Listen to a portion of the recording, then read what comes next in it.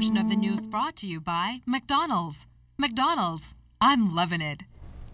38-year-old Bulgarian Kostadin Karchow is expected to be sentenced Thursday after pleading guilty to 9 fraud-related charges in the magistrate court. Karchow pleaded guilty to 2 counts of unauthorized access to a computer with the intent to commit or facilitate an offense. He also pleaded guilty to 7 counts of possession of fraudulent documents. Prosecutors say the Bulgarian stole thousands of dollars from several bank accounts using a card skimming device. He was arrested this past Saturday after officers say they found him at his home with an assortment of fraudulent credit cards, laptops, a card skimming device, and over $75,000 in cash. Magistrate Darren Roll Davis will sentence him Thursday morning. Attorney Roger Gomez Jr. is representing him. The Prime Minister and Minister of National Security and all ranks of the Royal Bahamas Police Force assembled at Bahamas Faith Ministries Diplomat Center this morning to celebrate the life of fallen police constable Latario Demerit. The late 23-year-old officer died over a week ago in a traffic accident, and today he was saluted at the military funeral by those who loved him. The officer, who served in the force for 7 years, was remembered for his love for family and the Royal Bahamas Police Force. A participating carnival group has come forward stating that it has yet to receive subsidiary funds to properly prepare for the upcoming Junkanoo Carnival. Barabbas and the Carnival tribe apparently does not yet have the resources needed to meet carnival obligations. Tonight, LaDon Davis talks to the chairman of the Bahamas Junkanoo Carnival, who is setting the record straight on the issue and the reasons for the delay in groups not being able to collect their checks and their subsidies. Junkanoo group Barabbas and the tribe, now Barabbas Carnival Tribe, had to press the brakes on carnival preparations because of the lack of subsidy monies granted by the Carnival Commission. Group leader Quentin Barabbas Woodside says even though funding trumps those setbacks, group members are still pushing to meet their deadline. I say we already spent over $20,000 and we had to slow down because we don't have funds and we don't have sponsor. Initially, we wasn't allowed to sell our costumes. They had to go through the Carnival Committee. But now, 2 weeks ago, they say we can sell our costumes. So that just threw us back because people would have put a down payment to us so we could have continued doing our work. We would have been able to collect that money earlier. Is Boeing's house, the water company, Coca-Cola, food vendors. This is hard labor would be going through. If I have a bar right now, I sell 6 drinks. We're using the straw, the shells, the burlap, we're using sponge, and that we have to buy locally. So our costumes is going to be costly to produce. I don't think we will be able to make like a profit, like how they say. It's not as easy, it's not as butterous as it looks to the outside market. Now something like this, I would probably sell to my locals probably for $150 and cut the loss.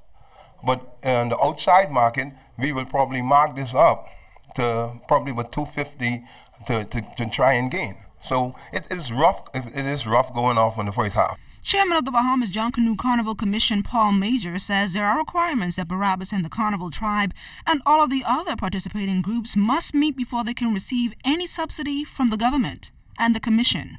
I with Barabbas yesterday because he called to tell me the same thing, and I called the Secretariat to determine why he would not have received his subsidy, and was told that they had recited to him what he had to bring in to be able to get the subsidy check.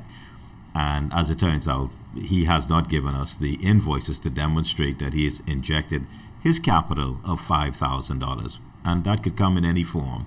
It could be through having paid rent, utilities, staff, having bought materials. He can show us an invoice and a remittance. We sent some money to China or the United States to import goods. So any way he could demonstrate that he's put in his $5,000 capital, we would then match that. Subsidy can range from $5,000 to at least $40,000, and that is only if you have 250 to 1,000 members or more in a participating group.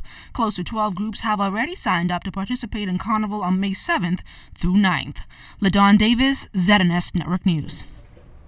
Businesses, charities, and entertainment organizations will now have to register with the VAT department if they're hosting public entertainment events that generates revenue either from ticket sales or other related activities. These include sporting and cultural events, concerts, dinner parties, and balls. According to the latest statement released by the VAT department, the application has to be approved at least 48 hours before they begin to advertise these events. CEO of the Bahamas Chamber of Commerce and Employees Confederation, Edison Sumner, admitted it's going to be a heavy task, but he's hoping government will have leniency. These groups now need to find a voice and speak up and say that this is not fair on us. We're trying to raise money to help other charitable events in the country, organizations. There are some charitable events that may be VAT exempt, but the communities that are affected by this need to now stand up and say, wait a minute, this is not working for us. Can you please give this some further thought?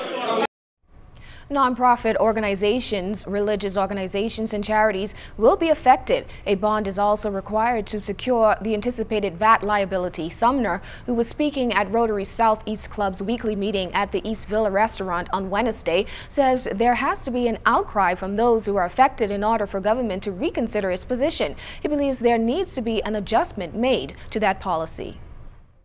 We are going to have some discussions with the VAT unit on that and with the government to see if there's a way that they will consider relaxing those requirements and perhaps consider putting them in place for some of the larger companies who are doing this, because we've got some large entertainment promoters who are making, the five-figure returns, six-figure returns.